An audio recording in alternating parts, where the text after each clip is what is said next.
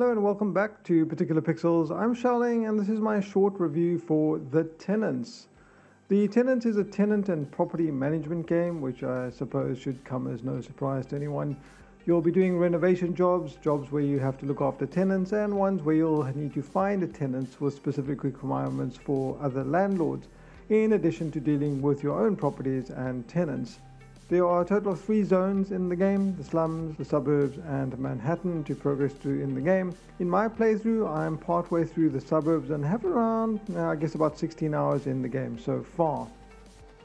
Graphically, the game looks fine. I think the art style worked and there's a fair amount of detail with regards to the furniture and the items for decoration in each location. The gameplay loop is fine for a little while, and it's actually quite enjoyable until you realize that you'll be doing the same jobs over and over and over until you earn enough money to buy your own apartment that you can rent out, after which you'll continue to do these jobs in addition to managing your own tenants over and over and over, and then move to the next area and do the same thing.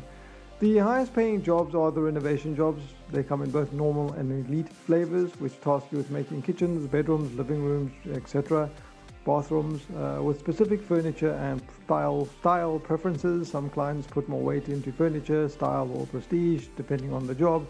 And of course, the elite jobs pay more. Then there are the babysitting jobs where you'll need to tend to any issues a tenant has in some apartment for a certain amount of time, like fixing the radiators, fixing the fridges, fixing the TVs and all those types of things. And finally, the open house jobs where you'll be asked to find the tenants that meet specific requirements for a landlord, as I mentioned briefly earlier. As you do these jobs, you'll save up some cash and eventually be able to buy your own apartment to rent out. Once you own a certain amount of apartments in an area and make a certain income from it, the next zone unlocks, where, as I said, the jobs will pay more, and owning and renting these apartments will also yield a larger income. Once you move to a new area, you can hire an agent to deal with the tenants in the previous zone, but you can always go back if you need to manually do some stuff.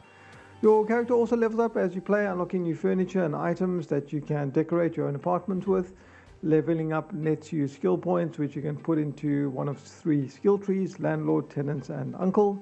The landlord skill tree is primarily focused on being able to take out more bank loans, have longer lease times and faster research times for your tenants.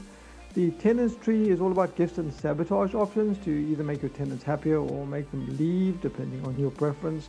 And the uncle tree is all about improving the speed at which uncle cleans, moves and the chance of success with repairs. The gameplay loop may sound fine on paper, but in practice it's actually pretty shallow and gets repetitive pretty quickly, in my opinion, especially once you realize that you're going to be doing the same things over and over ad nauseum, as I alluded to earlier.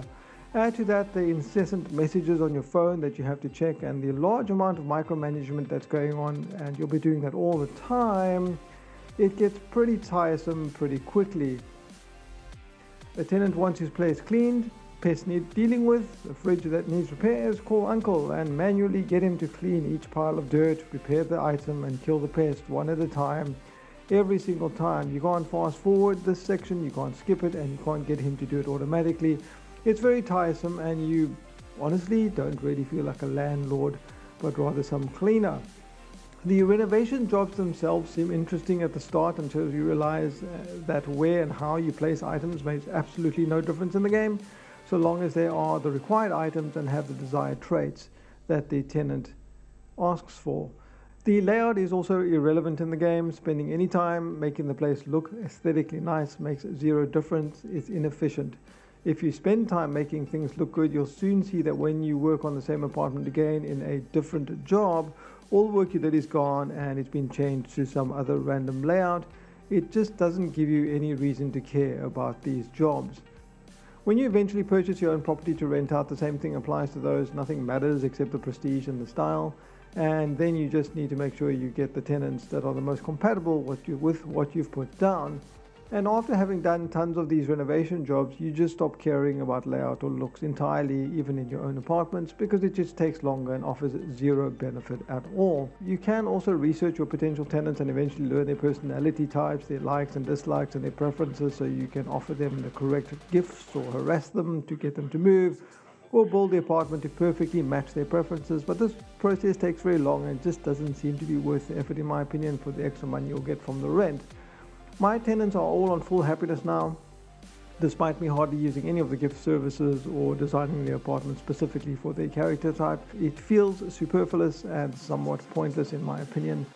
The upgrades in the skill trees also all feel pointless and they don't seem to be very useful at all, and I wish these skill trees offered more interesting and impactful choices that would have impact on gameplay mechanics and such.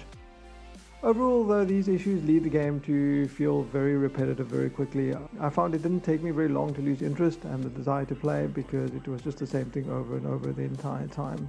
As far as bugs go, I came across one that didn't allow me to renovate the premises. I couldn't enter or leave it, so I had to restart the game. But outside of that, I never had any crashes. Performance was fine for the most part. I have a pretty fast PC, but even playing on a slow PC, the frame rate was okay. It did maintain 60. Look, The Tenants is not a bad game, I suppose. It just failed to hold my interest for very long. I found myself drifting and thinking about other stuff while I was playing and wishing I was playing something else because I was just bored. I felt I had to force myself to play the game after a certain point, and that is never really a good thing. It just didn't immerse me and involve me as much as I would have hoped. I never felt like a landlord when playing the game, but rather a babysitter. As a property management game, it didn't work for me either because there's no depth in its financial systems in the game. And as a renovation and design game where you get to take pride in what you've created, it also fails, since none of these things have any bearing on the gameplay mechanics at all. So while the game may look nice, it's very shallow and gets repetitive pretty fast. I see that it's mostly positive on Steam, but perhaps the game is just not for me. It's not inherently a bad game, as I said, but for me the systems just didn't fit together very well, and there wasn't any drive for me to keep playing the game, but it was enjoyable for a few hours. Anyway, that's been just a short look at The Tenants. If you guys have any questions or comments, you can leave them in the section below. I've been Xiao Ling, thanks for watching, and I'll see you next time.